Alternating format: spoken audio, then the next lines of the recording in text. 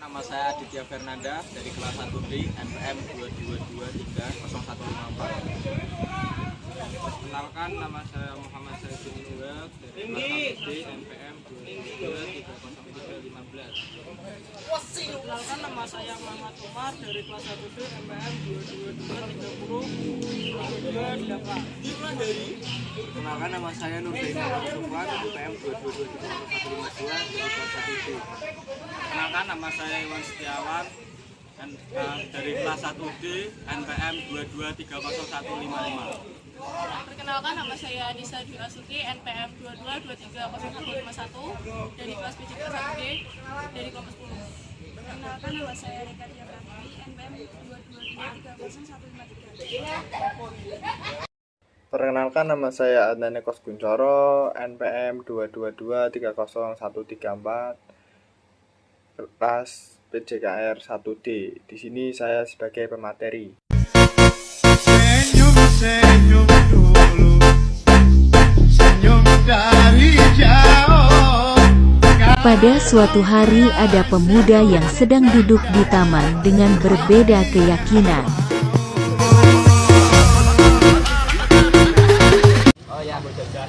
Satu lagi gue. Oh siap.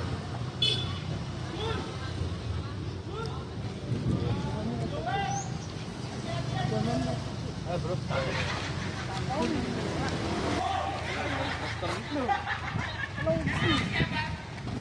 Ya mas, maksudmu piye mas? Kau ngecek-ngecek agamaku. Maksudmu piye?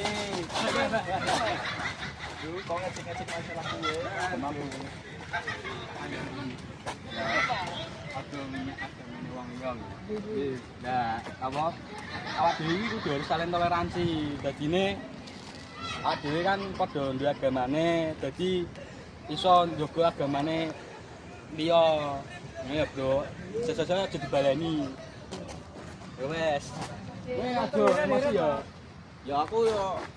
Ya piye Mas? Ya dimaafke iku sak kandhani ya. Ya Mas. Ya wes. Ya nah. Wis Mas ngapurane. Ya ngapura. Makasih ya, Mas.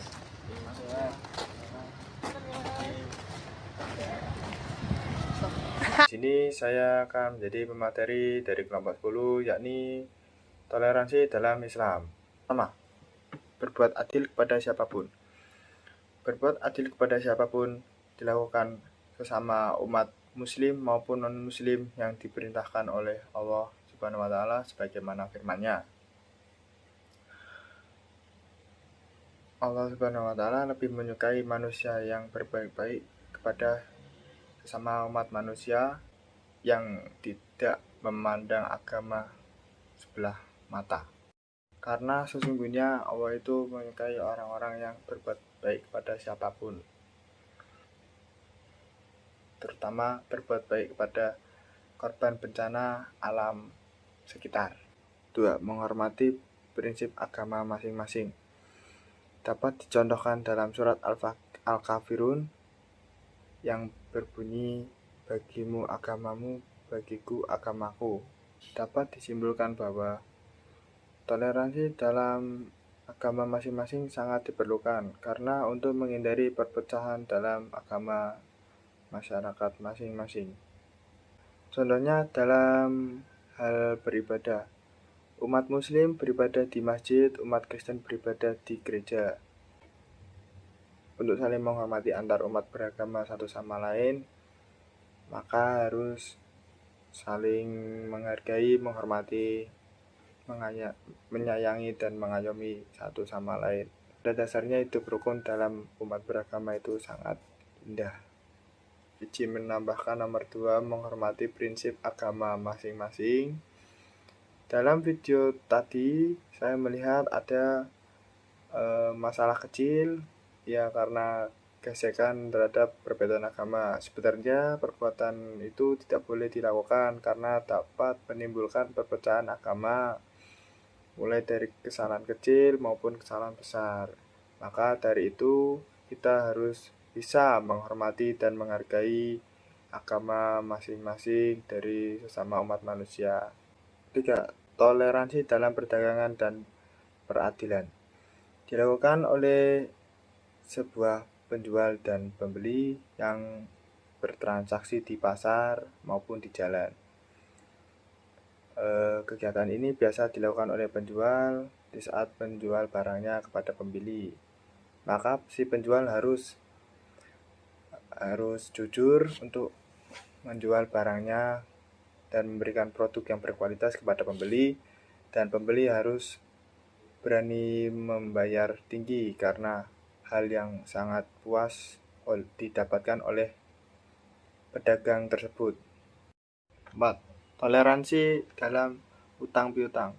Toleransi dalam utang piutang dilakukan untuk orang yang tidak bisa membayar utang karena kebutuhan ekonomi yang mendesak. Biasanya seseorang yang berhutang kepada seseorang akan meminta kembalikan uang tersebut. Namun, jika sang pemberi hutang memberikan kemudahan kepada sang pengutang, maka di situ akan dimudahkan di akhiratnya oleh Allah Subhanahu wa taala. 5. Toleransi dalam ilmu. Toleransi dalam ilmu biasa dilakukan oleh guru yang mengajarkan sebuah pengalaman atau materi kepada murid-muridnya hingga murid itu paham. Dan guru itu sebagaimana mengabdikan ilmu dan membagikan ilmu kepada sama manusia yang saling membutuhkan di sana, terutama di pelosok-pelosok yang kekurangan teknologi sumber mengajar dan pengajar bagi siswa-siswa yang kurang mampu di pelosok. 6. Toleransi dalam harga diri. Toleransi dalam harga diri ini sangat booming di kalangan masyarakat karena sering jadi bulan-bulanan atau perbincangan masyarakat yang sangat hangat. Karena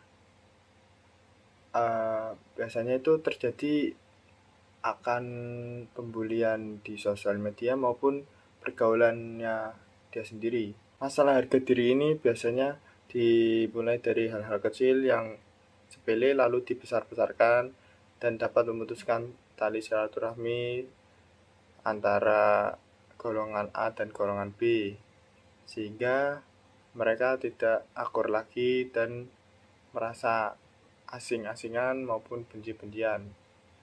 Adanya toleransi harga diri karena harga diri sangat penting untuk manusia. 7. Toleransi dalam mereaksi kesalahan. Biasanya toleransi ini dilakukan oleh perilaku kita sendiri dalam surat Al-Maidah ayat 54 yang berbunyi, yang bersikap lemah lembut terhadap orang mukmin, serta disebutkan juga dalam surah Asy-Syura yang memiliki arti, dan rendahkanlah dirimu terhadap orang-orang yang mengikutimu, yaitu orang-orang beriman. Dari ayat-ayat tersebut dapat diambil pelajaran bahwasanya sifat-sifat kaum mukmin pada dasarnya harus lemah lembut, tenang, tidak mudah marah, serta cepat berpikiran negatif kepada sesamanya. Ya, itu saja pematerian yang dapat disampaikan dari kelompok 10. Saya sebagai pemateri mohon maaf jika ada kesalahan yang berkenan.